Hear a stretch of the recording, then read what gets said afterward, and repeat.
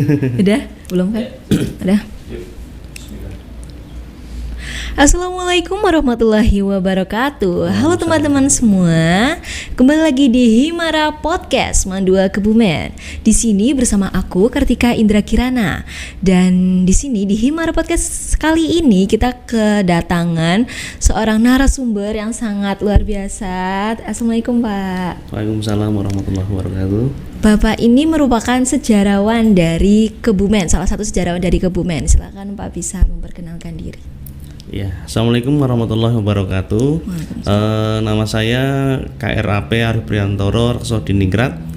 Kebetulan saya suka dengan sejarah dan budaya dan pernah menyusun database budaya, sejarah dan tradisi desa-desa dan yang diberikan untuk sebuah prestasi oleh raja.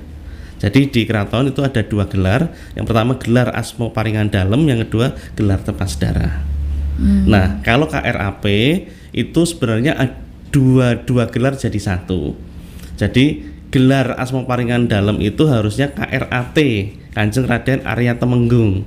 Tapi karena punya Tepas Darah menjadi Kanjeng Raden Arya Panji. Seperti gitu. itu gitu. Iya. Oke, di sini berhubung Bapak merupakan sejarawan dari Kebumen ya Pak. Ini saya ingin bertanya, sebenarnya itu Kebumen, mengingat masa lalu dari Kebumen, itu tentunya ada jejak sejarah gitu Pak. Betul. Ini saya sedikit mengetahui tentang sejarah Kebumen, itu tidak lepas dengan Arung Binang ya Pak? Arung Binang, iya betul. Arung Binang itu bisa dijelaskan Pak, itu sosoknya seperti apa, atau apa itu Arung Binang seperti itu? Oh iya. Sejarah Kebumen sebenarnya itu tidak lepas dari dua trah besar. Yang pertama adalah trah Arung Binang, yang kedua adalah trah Kolopaking. Ketika kita membedah siapa sih sebenarnya yang Arung Binang itu? Yang Arung Binang itu dulu pada saat kecil bernama Joko Sangkrip atau Jogo Gudik, karena seluruh tubuhnya itu kena penyakit kulit. Nah, kemudian setelah beliau agak menginjak remaja, nama beliau menjadi Kentol Surawijoyo. Jadi dia mulai berkelana di jalanan. Kemudian beliau juga memulai karir untuk mengabdikan dirinya di Kasunanan Surakarta bernama Kiai Honggowongso. Pada saat itu beliau mendapat gelar Kiai Honggowongso, jabatan beliau menjadi Mantri Geladak, jadi ngurusi kereta-kereta. Nah, jadi yang Arung Binang itu punya beberapa nama. Yang pertama Joko Sangkrip, yang kedua Surawijoyo, kemudian Kiai Honggowongso, kemudian yang terakhir nanti Arung Binang I. Nah, yang Honggowongso ini atau Arung Binang ini adalah putra dari Pangeran Puger.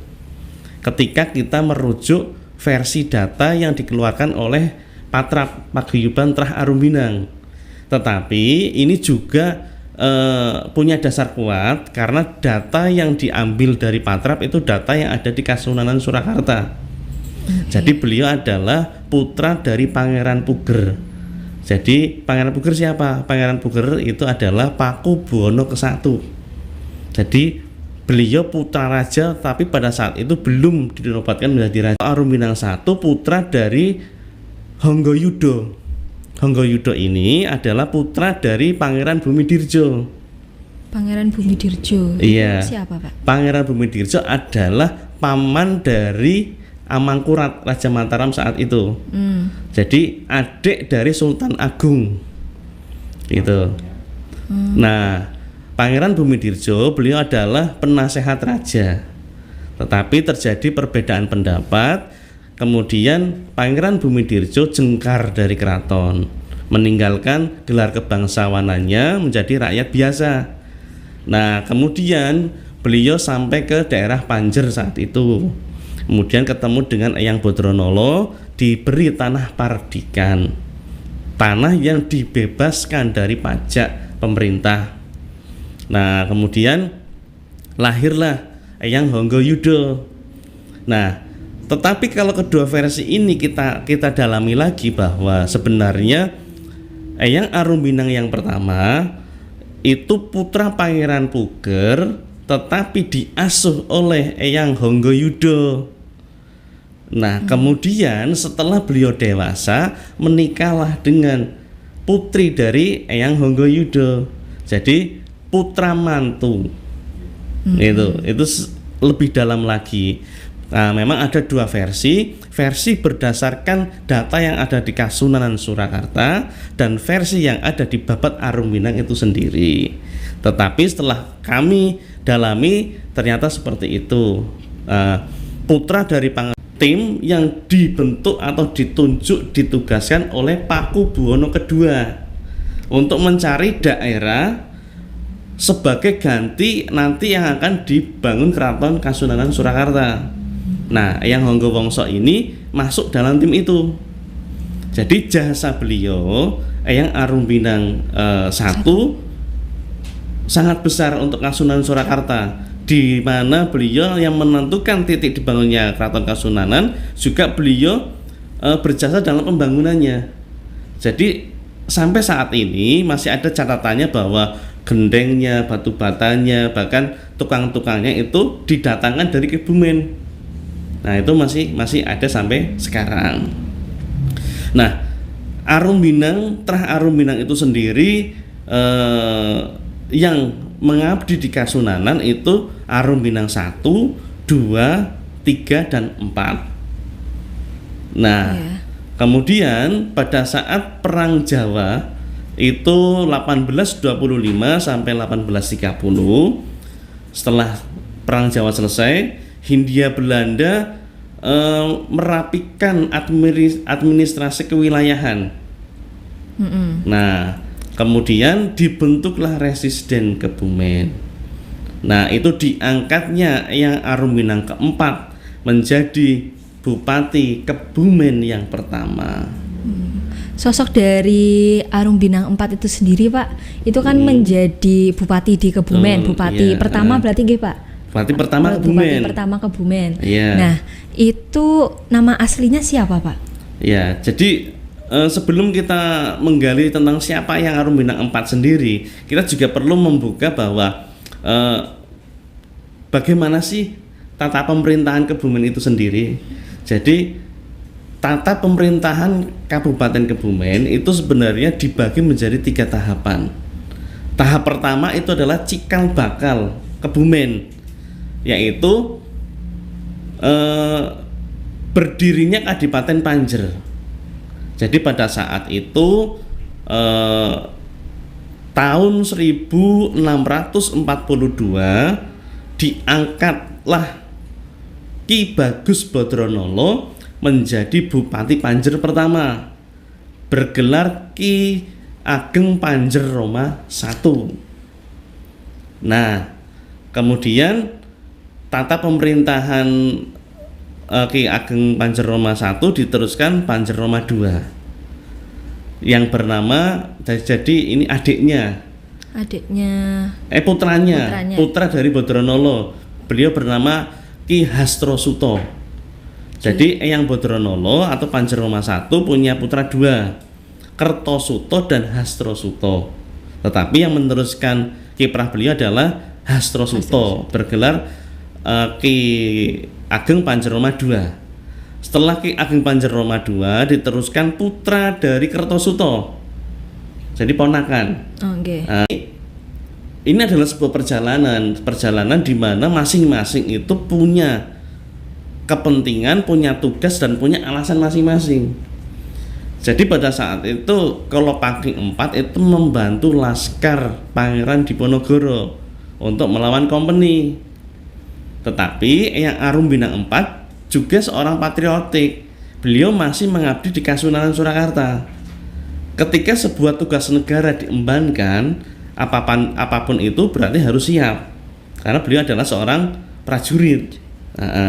Nah, kebetulan Arumbinang 4 ini ditugaskan Kasunanan Surakarta untuk melawan pasukan Kolopaking IV. Nah, jadi begini, sejarah tidak bisa dinilai dari satu sudut pandang. Jadi tidak ada sebuah kesalahan atau sebuah kebenaran, tetapi sejarah itu adalah pembelajaran dari sebuah perjalanan itu sendiri. Jadi sangat menarik memang antara yang Kolopaking IV dan Arum Minang IV, di mana terjadi putaran itu. Nah, kemudian pada saat setelah Perang Jawa, Arum Minang keempat pada tanggal 22 Agustus 1831 beliau diangkat menjadi Bupati Kebumen. Nah, ini munculnya Kebumen pertama kali tanggal 22 Agustus 1831. Nah, itu juga setelah terjadi kesepakatan antara Hindia Belanda, Arum Minang IV dan saudara-saudara dari Pangeran Diponegoro. Beliau adalah Syekh Imam Nadi yang menjadi penghulu pertama Kebumen. Beliau adalah saudara-saudara dari Pangeran Diponegoro. Nah, di sini ada pendidikan politik bahwa sebenarnya ini adalah sebuah kepentingan politik saat itu. Ketika Arum Minang IV mau diangkat menjadi bupati pertama Kebumen, beliau mengajukan syarat, saya harus didampingi Syekh Imam Nadi. Padahal beliau ini adalah saudara-saudara dari Pangeran Diponegoro. Gitu. Berarti kan ada konteks politik yang sedang dibangun. Kemudian akhirnya Hindia Belanda menyetujui dan diangkatlah Arum Minang IV menjadi bupati pertama Kebumen. Nah, kalau dulu bupatinya itu dari pribumi, nah wakilnya itu dari Hindia Belanda. Itu seperti itu. Nah, tahapan berikutnya adalah terbentuknya Kabupaten Kebumen. Itu 1 Januari 1936, di mana bergabungnya Kadipaten Ambal dengan Kadipaten Karanganyar. Karena itu dulu berdiri sendiri-sendiri. Betul. Nah, jadi ketika hari jadi sekarang itu kan 21 Agustus 1629. Nah, ini perlu menjadi catatan penting bahwa dasar dari ulang tahun Kabupaten Kebumen itu bukan berdasarkan lahirnya Kadipaten Banjar, bukan, tetapi 1629 adalah sosok dari Ki Bagus Bodronolo membantu ekspansi pasukan Sultan Agung pada saat mau ekspansi ke Batavia. Itu 1629. Ya, jadi ini menjadi catatan buat generasi muda bahwa 1629 adalah kiprah dari Ki Bagus Bodronolo membantu pasukan Mataram. Nah, kalau berdirinya Kadipaten Banjar, diangkatnya Ki Bagus Bodronolo menjadi Bupati Banjar itu 1642. Nah, ini harus digarisbawahi dan harus dipahami. Kemudian ketika munculnya lahirnya, kapan sih sebenarnya lahirnya Kebumen? Lahirnya Kebumen itu adalah dibentuknya Residen Kebumen yang pertama itu 22 Agustus 1831. Gitu. Ini tahapan tata pemerintahan Kabupaten Kebumen. Nah, Trah Arum Minang dan Trah Kolopaking sebenarnya sudah pernah disatukan dengan lewat pernikahan. Itu pada masa pemerintahan Kolopaking ketiga. Ya, beliau bernama Sulaiman Kertowongso. Pada saat masa pemerintahan Kolopaking III ini sudah terbentuk sebuah harmonisasi, toleransi antar umat beragama, toleransi antar etnis, kemudian bersatunya dua trah besar yang ada di Kebumen. Apa sih buktinya? Buktinya bahwa Kolopaking III juga menikah dengan seorang etnis China. Beliau adalah Tang Pengnio, seorang pendekar wanita, itu dari Champa. Kemudian pada masa itu perdagangan dari luar sudah mulai rame. Kemudian dibangunlah vihara yang sekarang ada di Pasar Pari. Itu dibangun sekitar 1890-an. Jadi kelenteng itu dulu bukan untuk persembahyangan, tetapi buat transit atau istirahat para saudagar-saudagar. Itu. Jadi dulu untuk tempat istirahat. Nah, ini sebuah perjalanan yang mencatatkan bahwa dua terah besar yang mempengaruhi politik, ekonomi, dan sejarah di Kebumen. Jadi Arum Minang 1 sampai 3 itu masih mengabdi full di Kasunanan. Arum Minang 4 ini nanti yang menjadi bupati pertama Kebumen. Jadi sering masih pemahamannya masih sering keliru bahwa Arum Minang 1 bupati Kebumen pertama, bukan. Jadi Arum Minang keempat. Nah, kemudian tata pemerintahan Arum Minang 4 diteruskan oleh Arum Minang kelima. Tetapi Arum Minang kelima ini tidak punya darah dari Arum Minang. Beliau adalah suami dari adik Arum Minang keempat.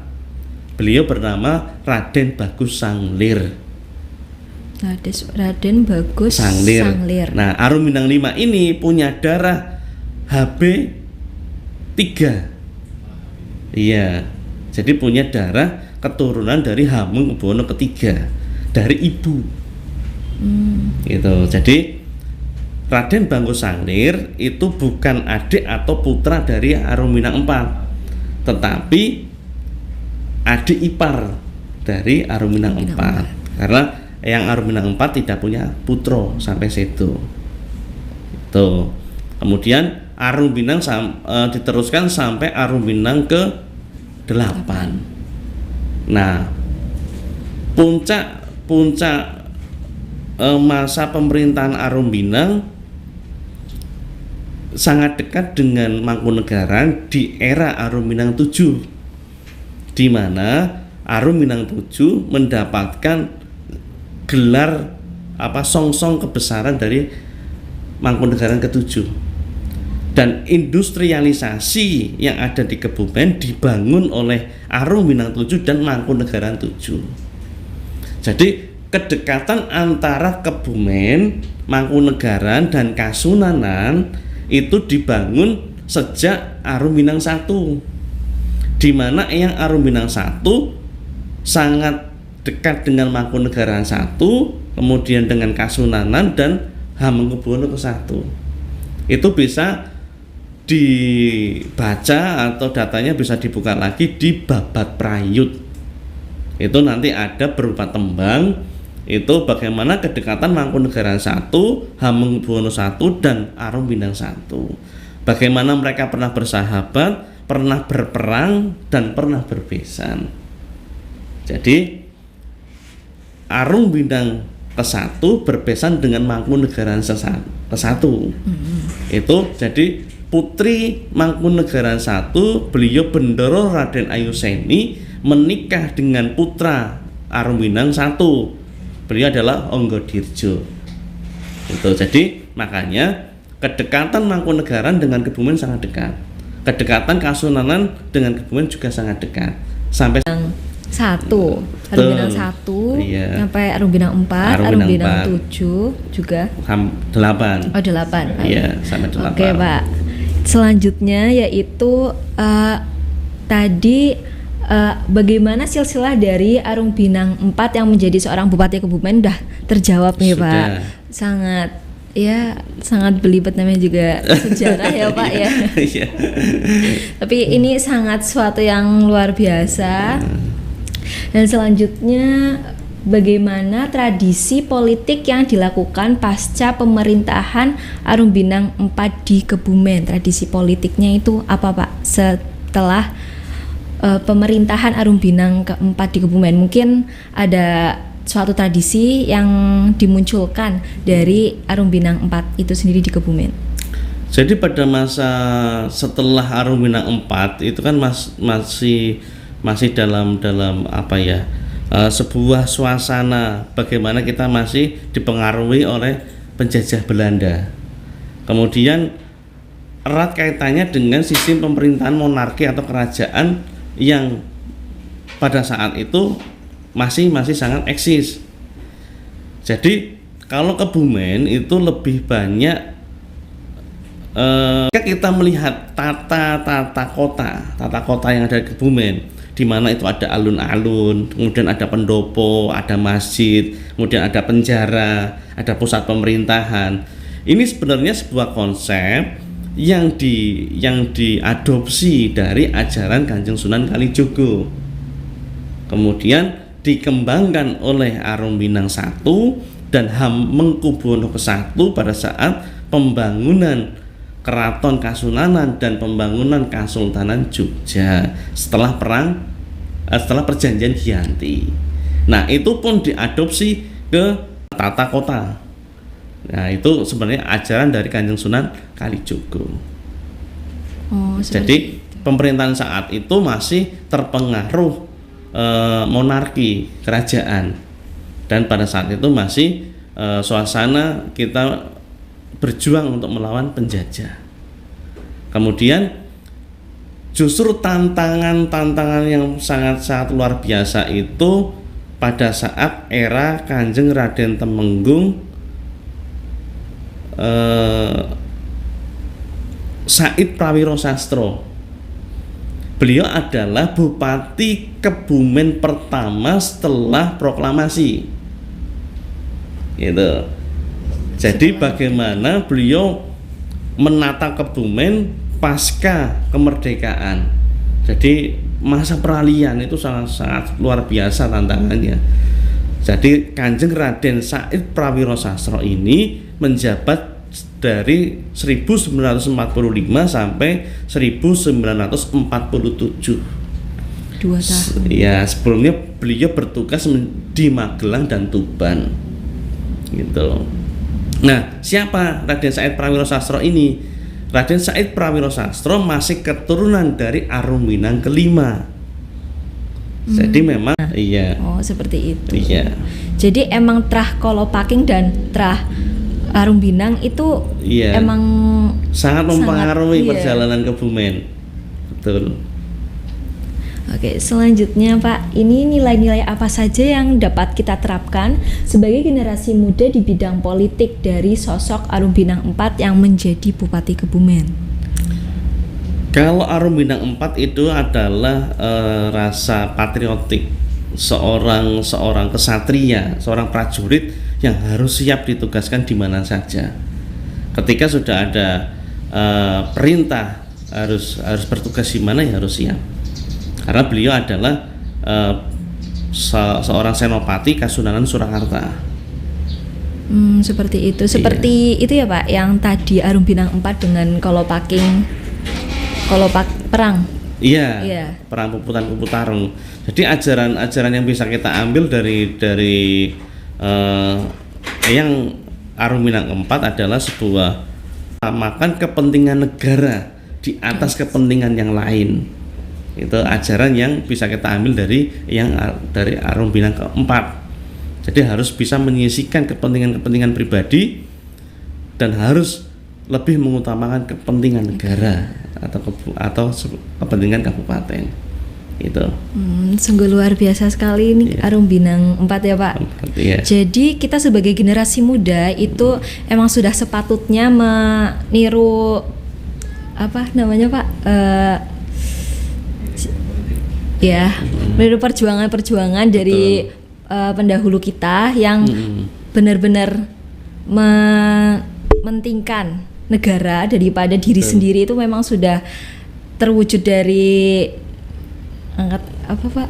Iya. Jadi leluhur kita, para pendahulu kita memang sangat luhur dalam memberikan sebuah tuntunan atau tinggalan untuk penerusnya. Kita bisa ambil dari pembelajaran mereka, Raja-raja Mataram pada saat itu. Itu bisa kita lihat di Babat Prayut, kemudian di Babat Perang Kendang.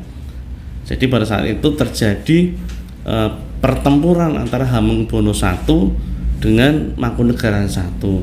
Itu kiprah dari Arumbinang sendiri juga ngayomi Hamengkubuwono ke-1 dengan memberikan menyelipkan emas di dalam kendang, tetapi masih juga melobi Mangkunegaran I supaya berdamai.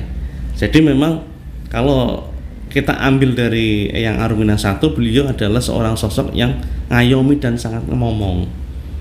Begitu Mbak. Seperti itu. Iya.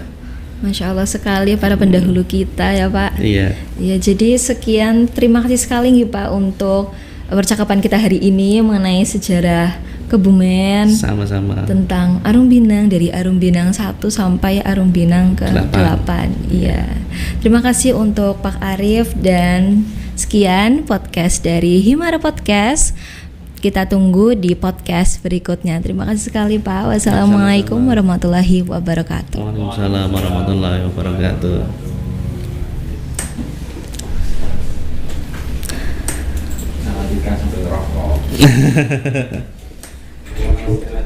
Tidak off. Ya. Jadi itu memang